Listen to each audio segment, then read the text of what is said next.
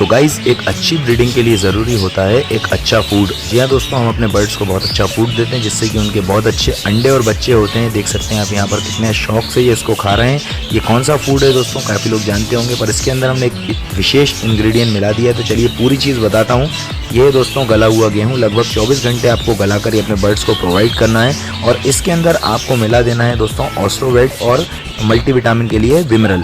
तो ये दो चीज़ें जैसी आप मिलाएंगे तो ये इसको बहुत शौक से भी खाएंगे दोस्तों। और अगर आप इसको दे रहे हैं सर्दी के मौसम में तो आप इस गेहूं को हल्का सा बॉईल करके दे सकते हैं, मतलब उबाल कर दे सकते हैं। तो जैसे आप उबाल कर प्रोवाइड करेंगे तो इसकी तासीर ठंडी नहीं होगी और आपके बर्ड्स को सर्दी नहीं बैठेगी ठंडी वगैरह, तो उससे आपके बर्ड सेफ बने रहेंगे।